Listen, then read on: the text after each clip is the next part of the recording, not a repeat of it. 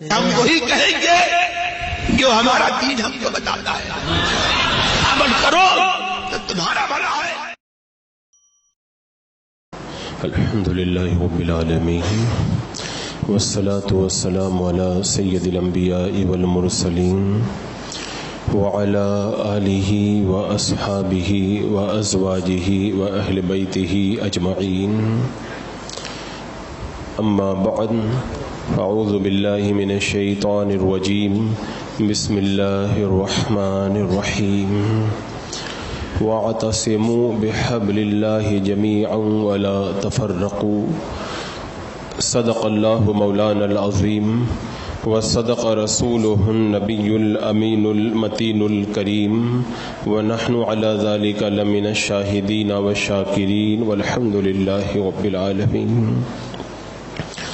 حصول برکت کے لیے انتہائی عقیدت و محبت کے ساتھ حضور اکرم سید عالم نور مجسم ارواحنا فدا محمد الرسول اللہ صلی اللہ تعالی علیہ وسلم کی پر نور بارگاہ میں درود و سلام کا ہدیہ پیش کرنے۔ اللہم صلی علی سیدنا و شفیعنا و حبیبنا و مولانا محمد وبارک وسلم، صلاۃ و سلام علیک یا رسول اللہ صلی اللہ تعالی علیہ وسلم۔ ایک سوال رہ کر کے ہماری نگاہوں کے سامنے آتا رہتا ہے کہ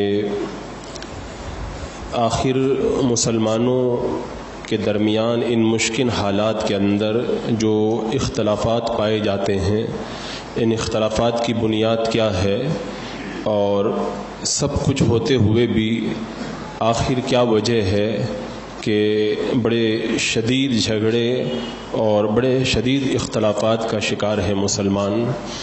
اور اسی میں ایک بنیادی سوال اٹھ کر کے یہ سامنے آتا ہے کہ یہ مسلمانوں کو آپس میں کون لڑاتا ہے؟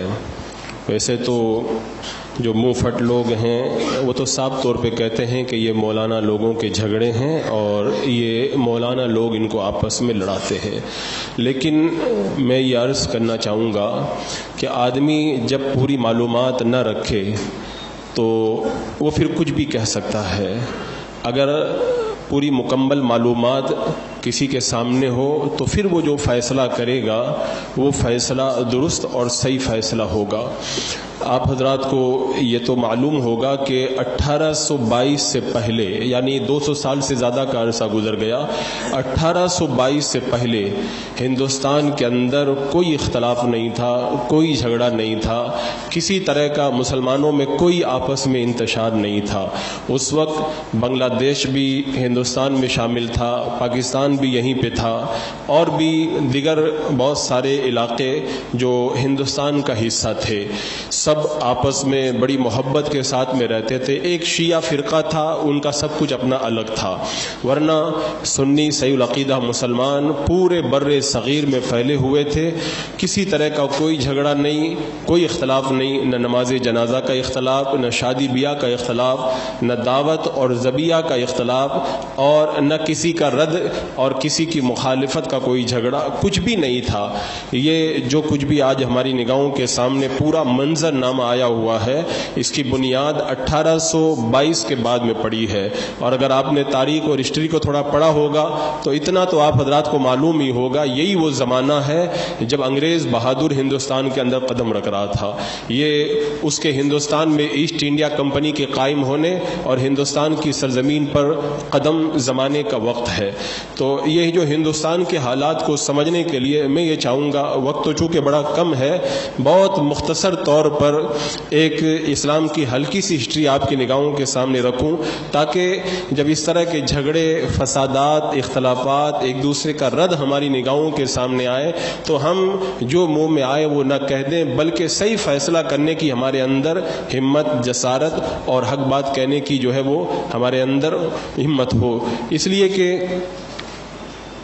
عام طور پر جو حالات سے صحیح واقف نہیں رہتے ہیں انہی کی طرف سے یہ ساری باتیں ہماری نگاہوں کے سامنے آیا کرتی ہیں۔ تو میں اس کے لیے آپ حضرات کے سامنے وہ منظرنامہ رکھوں گا جب اللہ کے رسول علیہ السلام کے زمانے کے بعد سے لے کر کے پہلی جنگ عظیم اور دوسری جنگ عظیم تک یعنی 1917 اور 1924 تک خلافت اسلامیہ اگرچہ برائے نام ہی صحیح پوری دنیا کے اندر قائم تھی، اور اس دور کے اندر جو خلافت اسلامیہ تھی وہ خلافت عثمانیہ کے نام سے جانی اور پہچانی جاتی تھی، اگرچہ ان صدیوں میں درمیان کے اندر کچھ رابطہ ٹوٹا اور کچھ خلا ہوا۔ یہود و نصارہ اسلام دشمن طاقتوں کو ہمیشہ یہی بات کھلتی رہی کہ مسلمانوں کی خلافت کا خاتمہ کیسے کیا جائے، اس لیے کہ مسلمان دنیا کے اندر جن حالات میں بھی ہو، کہیں پر بھی بٹے ہوئے ہو، اگر ہندوستان کے مسلمان کو تکلیف ہوتی تھی تو خلافت سے آواز اڑتی تھی، اگر دنیا کے کسی کونے کے اندر اللہ کے رسول علیہ السلام کی شان میں کوئی اگر گستاخی کرتا تھا خلافت سے آواز اڑتی تھی، اگر دنیا کے اندر کوئی مسلمان کہیں پر ستایا جاتا تھا تو خلافت سے آواز اٹھتی تھی۔ تو یہود و نصاروں کا ایک ٹارگیٹ تھا کہ مسلمانوں کی جو خلافت ہے اس کو ختم کیا جائے، تاکہ ہر معاملے کے اندر جو خلافت سے آواز اٹھتی ہے اس آواز کے اندر ساری دنیا کے مسلمان جو ہے وہ اٹھ کر کے کھڑے ہو جاتے ہیں، یہ سلسلہ بند ہو جائے۔ تو اس کے لیے باضابطہ طور پر ایک پلاننگ تیار ہوئی کہ خلافت کا خاتمہ کیسے کیا جائے، تو اس کے لیے جاسوسوں کی ایک ٹیم تیار کی گئی۔ یہ جو میں آگے بول رہا ہوں یہ میری اپنی کہانی نہیں ہے، یہ جب بڑی جنگ ہوئی تھی جنگ عظیم، اس زمانے کے اندر جاسوس کی جو ڈائری پکڑی گئی تھی اس ڈائری کے اندر یہ ساری باتیں لکھی ہوئی ہیں۔ جو انگریزوں کا جاسوس ہے اس نے اپنی ڈائری میں جو ساری باتیں لکھی ہیں وہ اس کی ڈائری اب چھپ کر کے مارکیٹ میں آ چکی ہے۔ وہ جاسوس انگریزوں کا خود لکھتا ہے، لارس آف عربیہ کے نام سے ہمفرے جو جاسوس تھا اس نے اس بات کا اعتراف کیا، اپنی کتاب میں اس بات کو لکھا ہے کہ میٹنگ ہوئی، طے ہوا، جاسوسوں کی ٹیم تیار ہوئی، خلافت عثمانیہ کو توڑنے کے لیے اسلامی ممالک کے اندر باضابطہ طور پر جاسوسوں کو پھیلا دیا گیا۔ اب یہ جو جاسوسوں کا سب سے بڑا سردار ہمفرے تھا وہ لکھتا ہے کہ میں جب پہنچا عرب کی سرزمین پر میری ملاقات ایک ایسے نوجوان سے ہو گئی، اس نوجوان سے مل کر کے مجھے اس بات کا احساس ہوا کہ یورپ اور جو اسلام دشمن طاقتیں ہیں ان کی اگر نیا کوئی پار لگا سکتا ہے تو یہی آدمی نیا پار لگا سکتا ہے۔ بولے میں اس سے ملا، میں نے اس سے بات چیت کی تو مجھے اس بات کا اندازہ ہوا، حضرت امام اعظم کو بھی برا کہتا تھا، امام شافعی، امام مالک، امام احمد بن حنبل کو بھی برا بلا کہتا تھا، اللہ کے رسول علیہ الصلوۃ والسلام کے حوالے سے بھی اس کے نظریات بہت اچھے نہیں تھے اور بڑا آزاد نوجوان تھا۔ ہم پر جاسوس اپنی ڈائری میں لکھتا ہے، مجھے اس وقت اس بات کا یقین ہو گیا کہ اگر یورپ کے فارمولے کو کامیابی سے ہمکنار کرنا ہے تو اسی نوجوان کو تیار کرنا ہوگا، یہی جو ہے وہ کچھ کام کا آدمی لگتا ہے۔ اور پھر اس نے بتایا، میں برابر اس نوجوان سے ملتا رہا، برابر میری ملاقاتیں ہوتی رہی، میں اس کو اس طرح سے جو ہے وہ شیشے کے اندر اتارتا رہا کہ آگے چل کر کے تمہیں بڑا بادشاہ بنایا جائے گا، تم ہی اسلام کو بچا سکتے ہو، تم ہی اسلام کی جو ہے وہ بڑی خدمت انجام دے سکتے ہو۔ میں شیشے میں اتارتا رہا، اس کا ذہن بدلتا رہا، یہاں تک کہ وہ پورے طور پر میرے قابو میں آ گیا۔ کھلم کھلا اسلام کی مسلمہ تعلیمات کے خلاف وہ بولتا تھا، علماء فقہاء کے خلاف بولتا تھا، صحابہ تک بھی پہنچ جاتا تھا۔ اس نوجوان کا نام تھا محمد ابن عبد الوہاب، یہ نجد کی سرزمین پر رہنے والا تھا۔ اب جب اس کو اس نے تیار کیا اپنے علاقے کے اندر، وہ کھلم کھلا جب فتنہ و فساد بپا کرنے لگا، یہ لوگ کہتے ہیں نا مولانا لوگ آپس میں لڑاتے ہیں، میں بتاتا ہوں لڑائی کی شروعات یہاں سے ہوتی ہے، جو آپ کو پتہ نہیں ہے اور اس کی وجہ سے جو منہ میں آتا ہے وہ آپ کہہ دیتے ہیں۔ اس نے باضابطہ طور پر اپنے علاقے کے اندر لڑائی کا ماحول بنایا، مسجدوں میں چلا جاتا، مسلمانوں کے درمیان فتنہ وفا کرتا، کوئی مزار ملتا تو مزار کو توڑنے کی کوشش کرتا۔ اس علاقے کے لوگوں نے نجد سے اس کو نکال دیا۔ جب نجد سے یہ نکلا تو پاس ہی میں ایک علاقہ تھا، اس علاقے کا نام تھا درعیہ، وہاں پر یہ پہنچا، اس علاقے کا امیر تھا ابن سعود۔ اب اس جاسوس کی کارکردگی سے محمد ابن عبد الوہاب نجدی اور ابن سعود حاکم درعیہ کے درمیان آپس کے اندر معاہدہ ہوا اور یہ طے ہوا، دونوں کے درمیان یہ طے ہوا کہ مذہب ابن عبد الوہاب کا ہوگا اور تلوار ابن سعود کی ہوگی، اور اسی کو لے کر کے انہوں نے باضابطہ طور پر اپنے کام کو آگے بڑھایا۔ اس زمانے کے اندر اس نے ایک کتاب لکھی تھی، اس کتاب کا نام تھا کتاب التوحید۔ یہ وہ کتاب التوحید ہے جسے سعودی حکومت آج بھی ہزاروں کی تعداد میں چھاپتی ہے، لوگوں کے اندر تقسیم کرتی ہے، اور اس نے جو نظریات پیش کیے تھے معاذ اللہ کے رسول علیہ السلام کی شان کے اندر گستاخی کی. یہ میں 18ویں صدی کی باتیں آپ کے سامنے رکھ رہا ہوں جن کو 200 سال سے زیادہ کا عرصہ گزر گیا ہے. اس نے معاذ اللہ یہ کہا کہ جو یا رسول اللہ یا شیخ عبد القادر جیلانی کہتا ہے وہ کافر ہے، اس کی گردن اڑا دینا چاہیے، اس کو قتل کر دینا چاہیے. اور معاذ اللہ اس نے یہاں تک لکھا کہ اگر کوئی مینارے پر کھڑا ہو کر کے درود و سلام پڑھتا ہے تو یہ ایک رنڈی کے پاس میں بیٹھ کر کے گانا سننے سے بھی زیادہ بڑا گناہ ہے.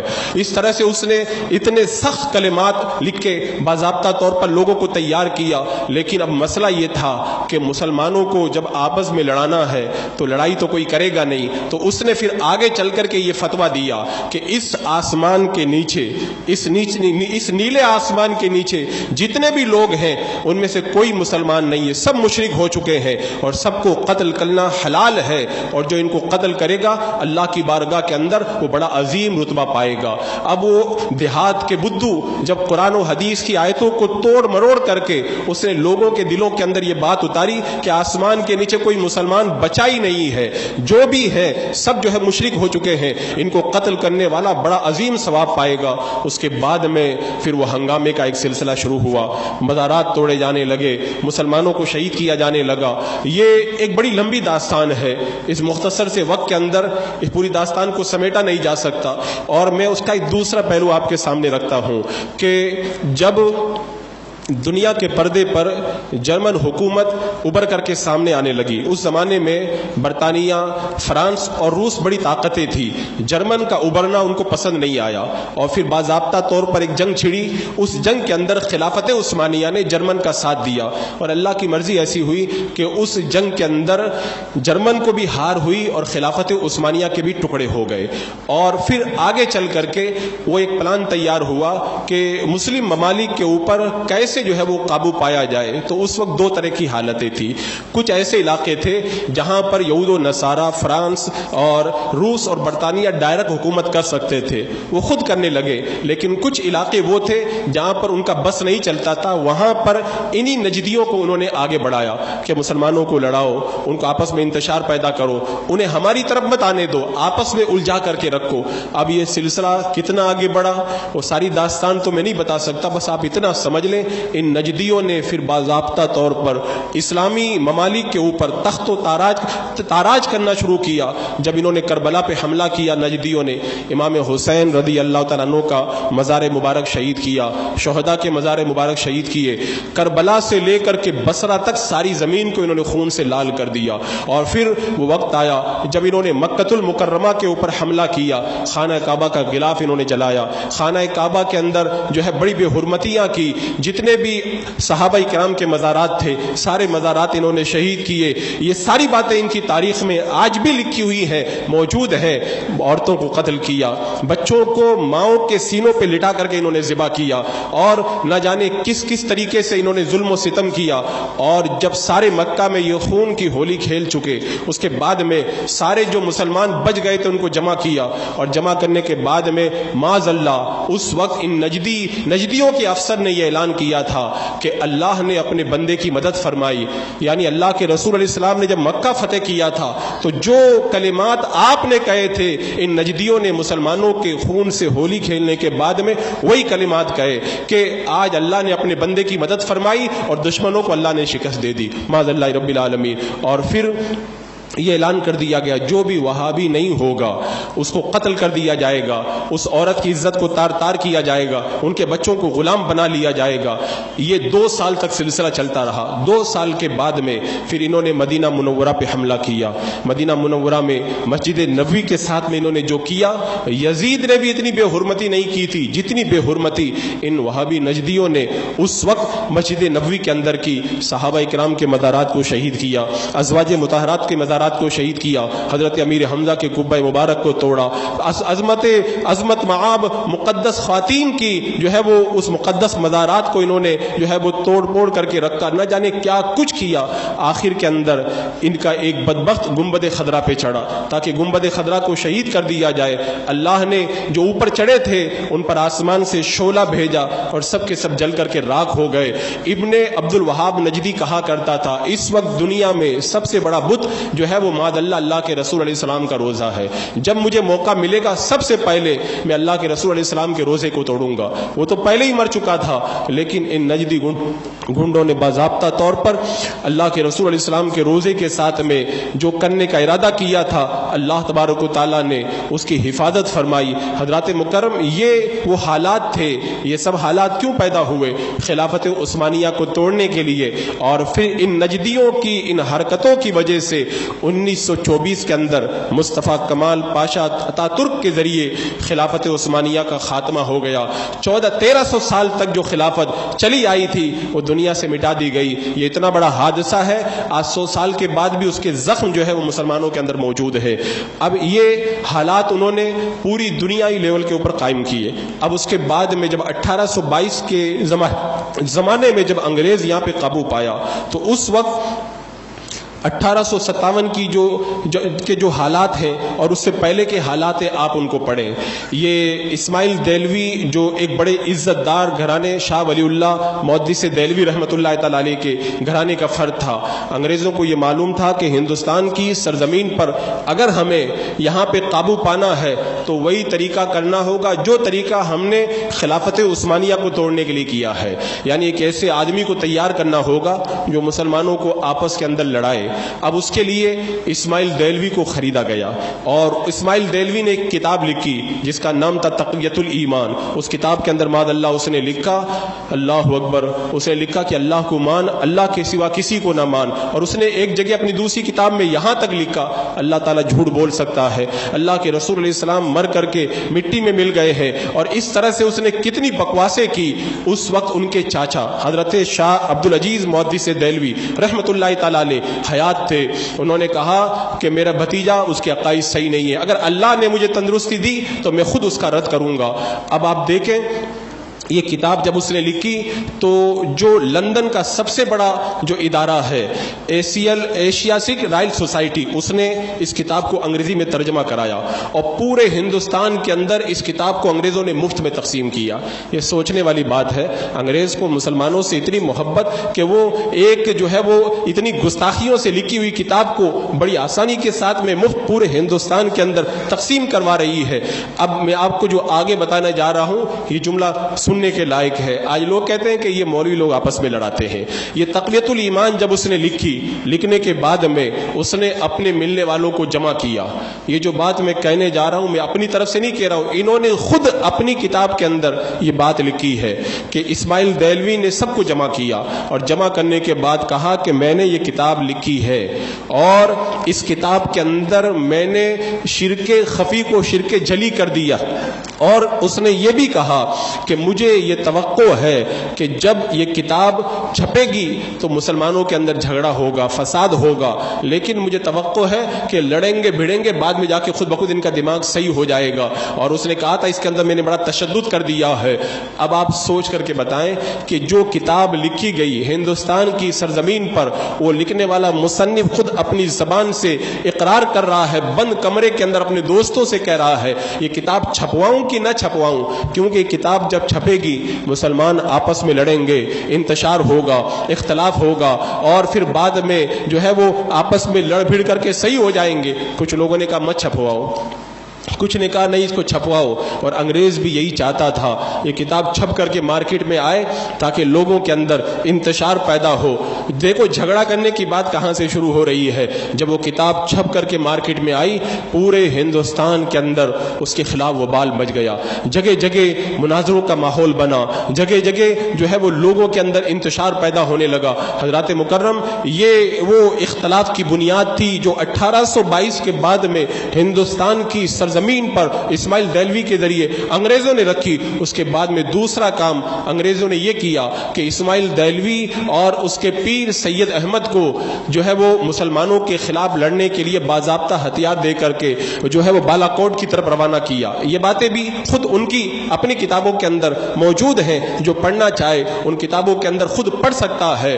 اور پھر اس کے بعد میں اللہ تبارک و تعالیٰ کا کرنا ایسا ہوا کہ وہ دونوں بدبخت اپنے انجام کو پہنچے، اور اسماعیل دہلوی نے یہ بات کہی تھی کہ جو میرے پیر سید احمد کا مرید نہ ہو وہ کافر ہے، اور اس نے یہاں تک کہہ دیا تھا کہ جو ہے وہ ایک ہوا چلے گی نا قیامت سے پہلے، اس ہوا کے چلنے کے بعد میں دنیا میں کوئی مسلمان نہیں رہے گا، وہ ہوا چل چکی ہے، اب دنیا میں کوئی مسلمان نہیں ہے۔ اس طرح کے افکار و نظریات جو ابن عبد الوہاب نجدی نے وہاں پر کتاب التوحید میں دیے تھے، یہاں پہ ہندوستان کی سرزمین پر وہی افکار و نظریات اس نے عام کیے۔ اس کے بعد میں 1857 میں جب علامہ فضل خیر آبادی رحمۃ اللہ تعالی علیہ نے انگریزوں کے خلاف جہاد کا فتویٰ دیا، پورے ہندوستان کے اندر انگریزوں کے خلاف جب جنگ کا ماحول بپا، لیکن اللہ کی مرضی ایسی ہوئی مسلمان اس کے اندر ہندوستانی لوگ کامیاب نہ ہو سکے اور انگریز پورے ہندوستان پہ قابض ہو گیا۔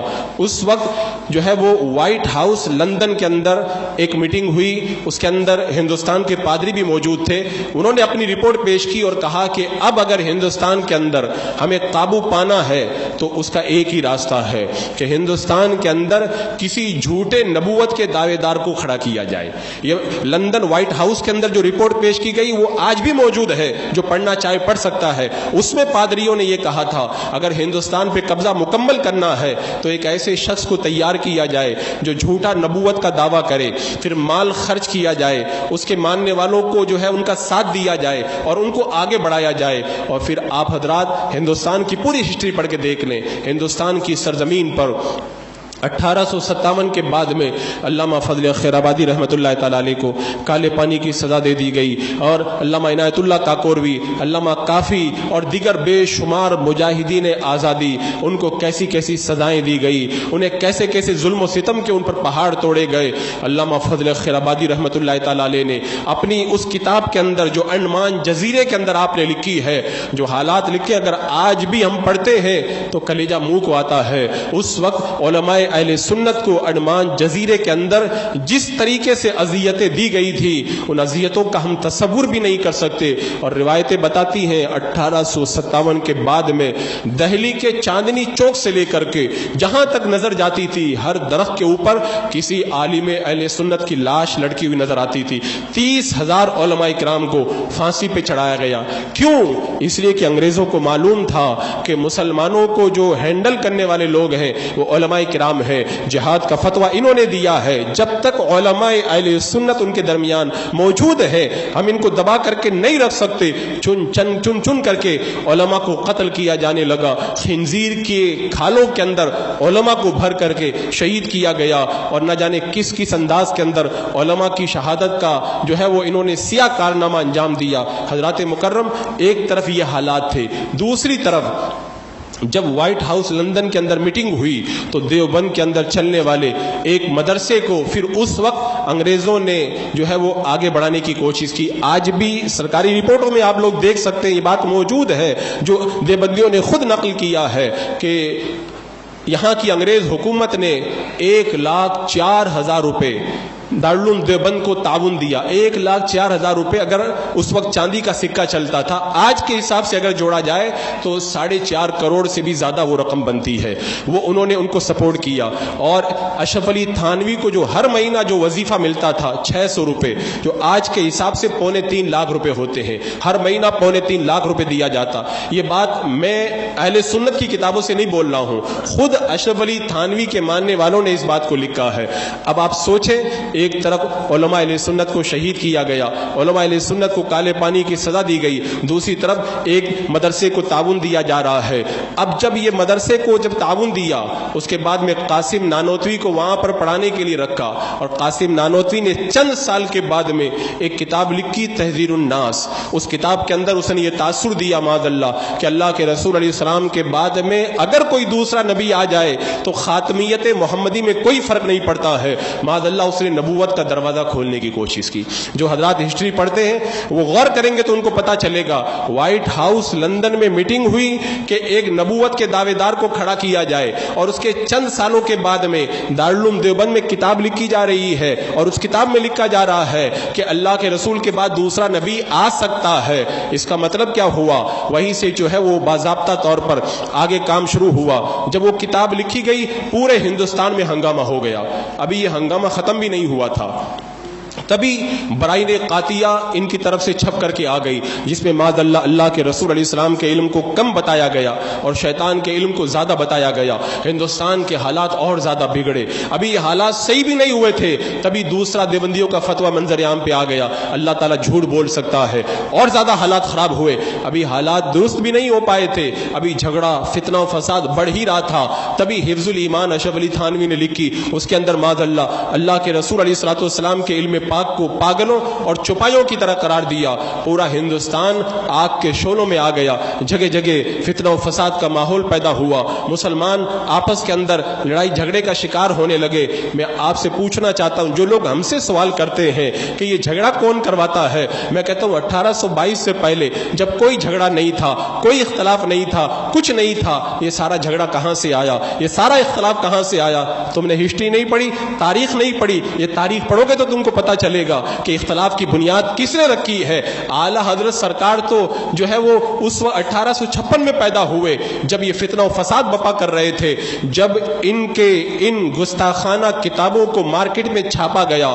کئی سالوں کے بعد میں اعلیٰ حضرت رضی اللہ تعالیٰ عنہ نے 1902 کے اندر ان لوگوں کے کافر ہونے کا فتویٰ دیا. پھر 1906 کے اندر اعلیٰ حضرت جب تشریف لے گئے مکہ مدینہ جب حج کے لیے، اس وقت مکہ اور مدینہ کے علماء نے ان کے کافر ہونے کا فتویٰ دیا. لیکن اعلیٰ حضرت رضی اللہ تعالیٰ عنہ نے اپنے وصال سے 11 سال پہلے دیوبندیوں کو خط لکھا، اشرف علی تھانوی کو خط لکھا کہ دیکھو میرا اور آپ کا یہ پراپرٹی کا جھگڑا نہیں ہے، اللہ اس کے رسول کی عظمت کا معاملہ ہے.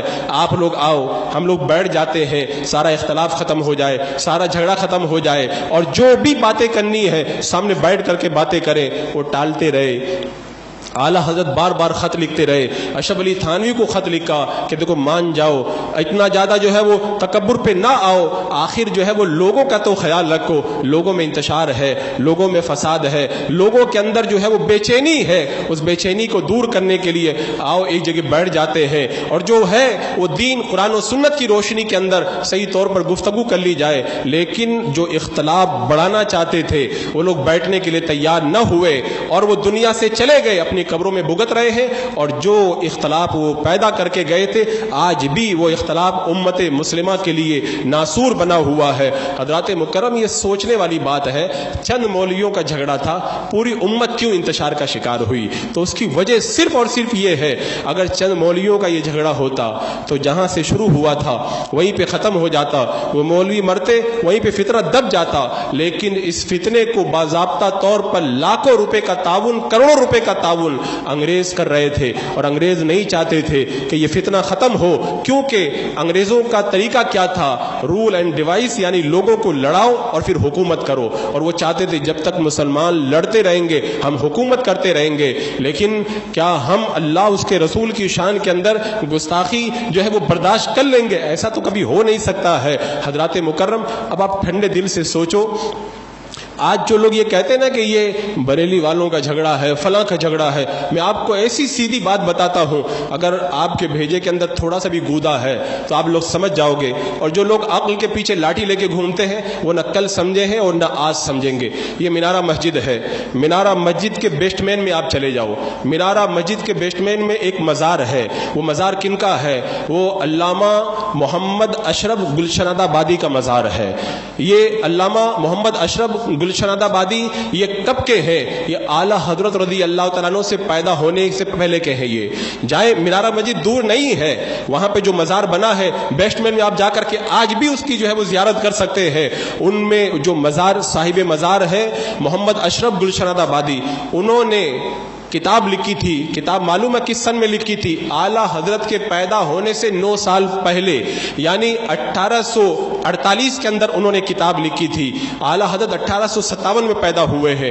اعلیٰ حضرت کے پیدا ہونے سے 9 سال پہلے کتاب لکھی تھی. انہوں نے اس بات کا اعتراف کیا اور اس بات کو لکھا ہے کہ کلکتہ کے اندر ایک مولانا صاحب تشریف لے گئے, ان کے پاس میں ایک پادری آیا اور پادری آنے کے بعد میں کہنے لگا یہ 50 روپے آپ کی تنخواہ ہے اور یہ 50 روپے ہر مہینے ہم آپ کو پابندی کے ساتھ میں دیتے رہیں گے. 50 روپے کے اوپر آپ لوگ چونکنا مت. یہ 50 روپے اس زمانے کے اعتبار سے ہزاروں ہزار روپے ہو جائیں گے, بلکہ ہو سکتا ہے کہ 1 لاکھ روپے کے برابر ہو جائے. 50 روپیہ دیا, ہر مہینہ تم کو 50 روپیہ دیا جاتا رہے گا. تو مولانا صاحب نے کلکتہ کے عالم نے پوچھا مجھے کیا کرنا ہے؟ کہا آپ کو قرآن پڑھانا ہے, حدیث پڑھانا ہے, لوگوں کو یہ بتانا ہے کہ حدیث پہ مضبوطی سے اوپر قائم رہو, لوگوں کو مسائل مت پڑھانا, لوگوں کو عقائد کے بارے میں تعلیم مت دینا. اور پھر وہ 50 روپیہ دے کر کے وہ پادری چلا گیا. دوسرے دن ایک عالم آئے اور آ کر کے اس کلکتہ کے مولانا صاحب کو مبارکباد دینے لگے, مبارک ہو تم کو, تم بھی ہمارے پادری کے علماء کے اندر شامل ہو گئے ہو. انہوں نے پوچھا کیا بات ہے؟ کہا جو کل آپ سے 50 روپیہ دے کر کے ملاقات کیے تھے یہ پادری ہیں, انگریزوں کی طرف سے ہندوستان میں ان کو مقرر کیا گیا ہے. ہم 40 علماء ہیں جو ان کے ہاتھ کے نیچے کام کرتے ہیں, سب کو پابندی سے پیسہ ملتا ہے اور ہمارا کام یہ ہے لوگوں کو قرآن پڑھانا, حدیث پڑھانا, لوگوں کو دین کی طرف بلانا, لیکن یہ ساتھ میں ان کو بتا دینا کہ علماء سے مت ملو, اماموں کو مت مانو اور نیاز فاتحہ وغیرہ مت کرو, ان سب چیزوں سے دور رہو, یہ ہماری ذمہ داری ہے. تو اس کے بعد میں وہ عالم کہتے ہیں کہ اس نے مجھ کو ایک فہرست دکھائی, اس کے اندر علماء کے نام لکھے تھے. یہ سارے علماء اس پادری کے ہاتھ کے نیچے کام کرتے ہیں اور ان سب کو ہر مہینہ پابندی کے ساتھ میں وظیفہ ان کے گھروں میں پہنچا دیا جاتا ہے. ان کا بیان عالم کا جب میں نے لسٹ کے اندر نام دیکھے تو میرے ہاتھوں کے طوطے اڑ گئے کہ بڑے بڑے علماء کام کرنے والوں کی لسٹ کے اندر شامل تھے. وہ کہتے 50 روپے نکال کر کے میں نے اس کے منہ پہ مارے, کہا ایسی گندی نوکری مجھ کو نہیں کرنی, ایسی پادری کی گندی نوکری مجھ کو نہیں کرنی. اب آپ اپنے دل پہ ہاتھ رکھ کے بتائیں, اگر یہ جھگڑا اعلیٰ حضرت کا پیدا کیا ہوا ہے, اعلیٰ حضرت تو پیدا بھی نہیں ہوئے تھے, اس سے 9 سال پہلے کی بات ہے. خود وہ پادری اور اس کے ایجنٹ بتا رہے ہیں کہ ہم کو ہندوستان میں بھیجا ہی اس لیے گیا ہے تاکہ مسلمانوں کو آپس میں لڑائیں, قرآن پڑھ کے سکھائیں, حدیث پڑھ کے سنائیں, اور تاکہ لوگ آپس کے اندر اختلاف اور انتشار کا شکار ہو. تو جو الزام رکھتے ہیں کہ یہ سارا جھگڑا بڑی شریف کا پیدا کیا ہوا ہے, ان کو چاہیے کہ 1857 سے پہلے کے حالات کو پڑھ لیں. اور یہ ایک بڑا عجیب معاملہ ہے, یہ ساری تاریخ ہماری نگاہوں کے سامنے موجود ہے. اس کو ہم نے کتنی مرتبہ پڑھا اور سنا, اس کے باوجود بھی ہمیں سمجھ میں نہیں آتا. اب وقت چونکہ سمٹ گیا, میں اصل جو بات کہنے جا رہا تھا اس کو بھی میں شروع نہیں کر پایا ہوں, اس کو پھر کبھی میں شروع کروں گا. لیکن میں آخر میں آپ سے سوال کرنا چاہتا ہوں, جو لوگ کہتے ہیں کہ یہ علماء کرام لڑاتے ہیں, یہ اختلاف کرتے ہیں, یہ آپس میں ملنے نہیں دیتے ہیں, مجھے اپنے دل پہ ہاتھ رکھ کے بتاؤ کہ مکہ اور مدینہ میں بے شمار لوگوں کو شہید کر کے اختلاف کس نے پیدا کیا؟ حرمین شریفین کے اندر خون کی ہولی کھیل کر کے اختلاف کس نے پیدا کیا؟ حضرت امام حسین کے روزے پر جو ہے وہ پھاوڑا چلا کر کے اختلاف کس نے پیدا کیا؟ روئے زمین کے نیچے جتنے مسلمان ہیں سب کو کافر کس نے کہا؟ انہوں نے ہی تو کہا کہ وہابی ہے وہی مسلمان ہے, باقی سارے کے سارے کافر ہیں. تو کیا یہ اختلاف نہیں ہے؟ کوئی اگر ہم کو کافر کہے کیا یہ جھگڑا کرنا نہیں ہوا؟ کوئی ہم کو مشرک کہے کیا یہ جھگڑا کرنا نہیں ہوا؟ اتنی چھوٹی سی بات بھی اگر کسی کو سمجھ میں نہ آئے, اور میں کہتا ہوں ہندوستان کی سرزمین پر جب وہابیت کی بنیاد رکھی گئی, پہلی کتاب لکھی گئی, پہلی کتاب لکھنے والا خود کہہ رہا ہے میں نے یہ کتاب لکھی ہے, اس کتاب کو جب چھپایا جائے گا مسلمان آپس میں لڑیں گے اور خوب جھگڑا کریں گے. بتاؤ جھگڑا کرنے والی کتاب کس نے لکھی ہے اور جھگڑا کس نے کروایا ہے؟ کیا اس سے پہلے بھی کبھی نماز جنازہ کے بارے میں جھگڑا ہوتا تھا؟ کیا اس سے پہلے کبھی یہ جھگڑا ہوتا تھا کہ کس کو دعوت میں بلایا جائے کس کو نہ بلایا جائے؟ کیا اس سے پہلے کبھی یہ جھگڑا ہوتا تھا کہ صلاۃ والسلام پڑھا جائے یا نہ پڑھا جائے؟ یہ سارا جھگڑا کس نے پیدا کیا؟ اگر بھیجے میں عقل ہے تو تھوڑا سا غور کرو گے تو بات سمجھ میں آئے گی. اور جو یہ اتنا بھولا بن کر کے کہہ دیتے ہو نا کہ یہ سنی لوگ لڑاتے ہیں، میں کہتا ہوں کہ یہ بات اتنی سخت بات ہے کہ اس کی سختی کی وجہ سے میں کہتا ہوں تمہارے ایمان کا بھی جنازہ نکل سکتا ہے. اور تم کہتے ہو بڑے جو ہے وہ اصلاح کرنے والے، کیا یہی اصلاح ہے؟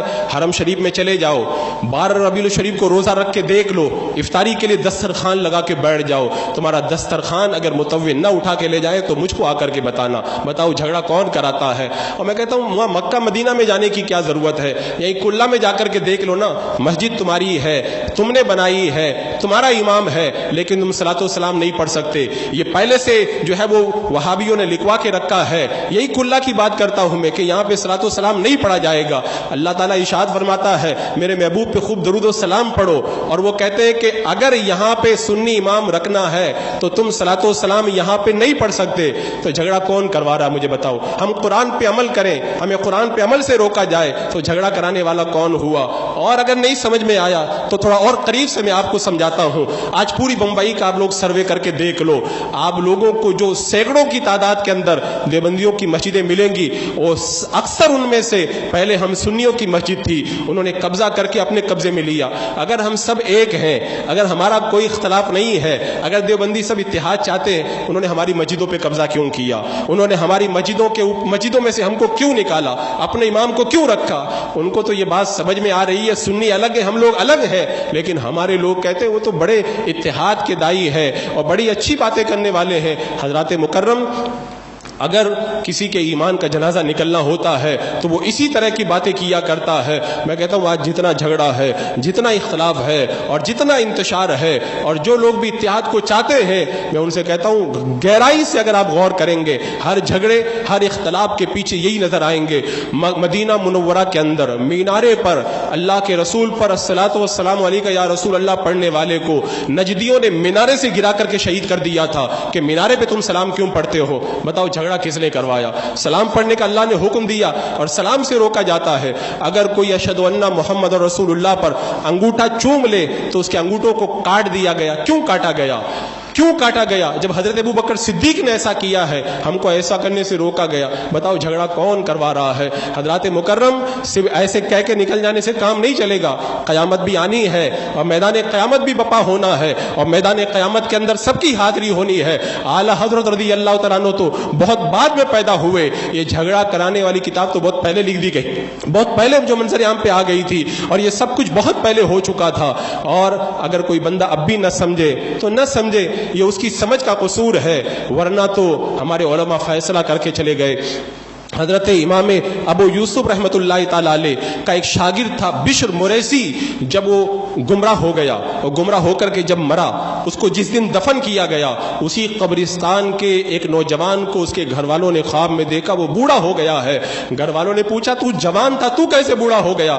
بولے آج ایک گمراہ کو جب اس قبرستان کے اندر دفن کیا گیا تو قبر نے جو ہے وہ جہنم میں اتنی زور سے آواز نکالی، اس آواز اور چنگاڑ کی وجہ سے قبرستان میں جتنے جوان تھے سب کے سب بوڑھے ہو گئے. یہ جب مرتے ہیں تب جا کر کے ان کو پتا چلتا ہے. اسی لیے زندگی میں ہم آپ کو سمجھاتے ہیں. اور میں آخری بات عرض کرتا ہوں، جو ہمیں کہتے ہیں تم جھگڑا کرانے والے ہو، میں کہتا ہوں کیا غوث پاک نے بھی جھگڑا کروایا تھا؟ کیا غوث پاک نے بھی تو ان کا رد کیا ہے؟ کیا سیدنا صدیق اکبر بھی جھگڑا کرانے کے لیے آئے تھے؟ انہوں نے بھی تو کہا ہے کہ ان سے دور رہو. حضرت عمر فاروق بھی کیا جھگڑا کرانے کے لیے تھے؟ میں کہتا ہوں تاریخ پڑھو پہلے. معاذ اللہ کہ اللہ کے رسول علیہ السلام نے بھی جھگڑا کروایا. میرے آقا نے فرمایا ان سے دور رہو. جھگڑا جو ہے وہ ہم نہیں کراتے، جھگڑا تو یہ خود پیدا کرتے. میرے آقا کیا بتا کے چلے گئے کہ نجد سے زلزلے اور فتنے نکلیں گے.